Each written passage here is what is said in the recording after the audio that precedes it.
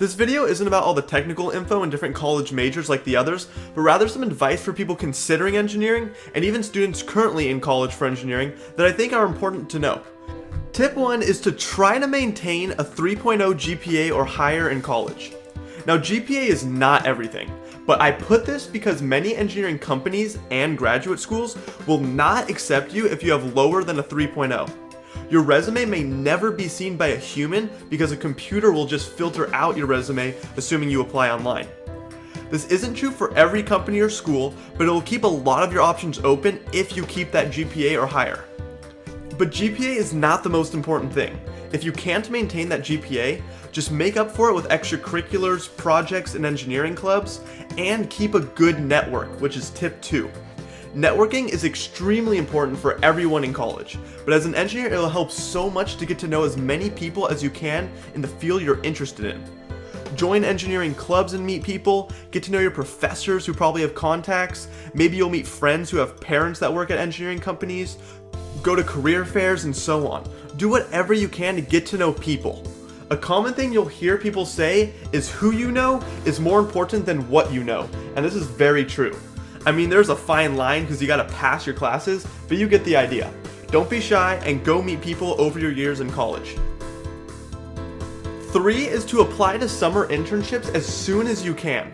Honestly, if you do not have big plans for the summer, apply for internships even after your first year in college. It's not necessary, but it only helps. Engineering internships are paid, at least all the ones I've heard of. You could make $15, $20, or even $25 an hour. All these are wages I've heard of people making. I've even heard of more at larger companies like Apple. However, according to PayScale, the average engineering intern in the United States gets paid about $16 an hour, and the highest paying skill is programming and knowledge of Java, Python, C, and C++.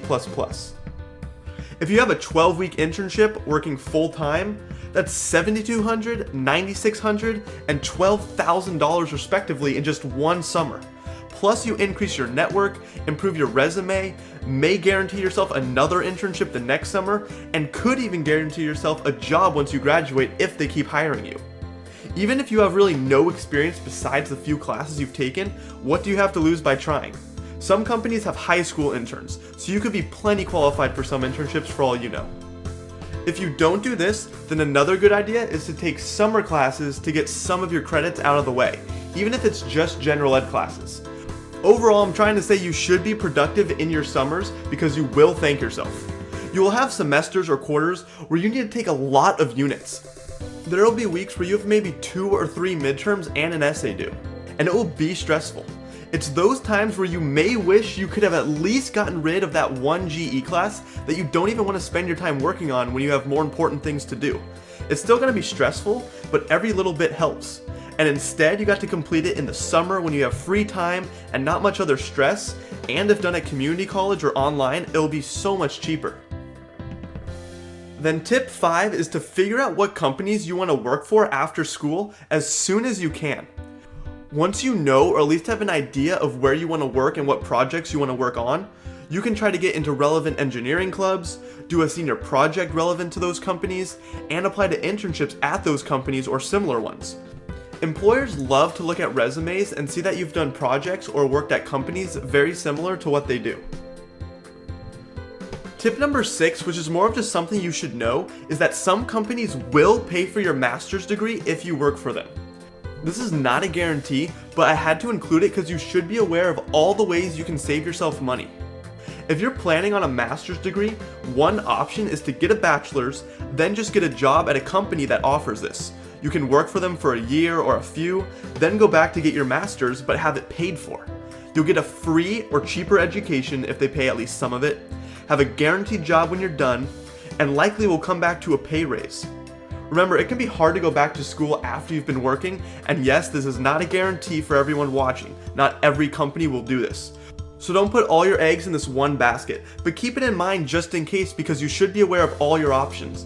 I obviously don't know all the companies that will do this, but I can say that most of the large defense companies do have this as an option.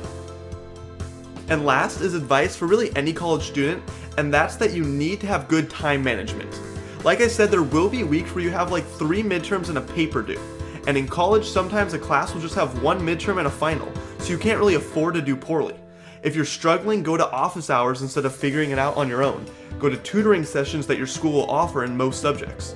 You will regret procrastinating during weeks like this, so be sure to find how you study best and schedule out how you should be spending your time. And going along with this, there's a chance you may do poorly in some classes or even fail some. If that happens, don't worry too much at first. It happens to a lot of people. Figure out what went wrong and how you're going to change your study habits. Find tutoring, go to office hours more, and so on.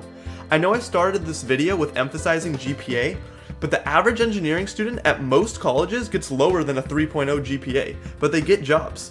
Just remember to pick yourself back up, keep networking, apply for internships, do extra projects besides what's required in lab, and build that resume as much as you can. After you get that first job after college, your GPA really doesn't matter anymore unless maybe you end up going back to school. So that's the list of some of the important things to keep in mind if you are going into engineering or currently are going through the curriculum. And as 2 pieces of bonus advice when it comes to saving money, one of the most expensive things you can do is get your textbooks from your university's bookstore.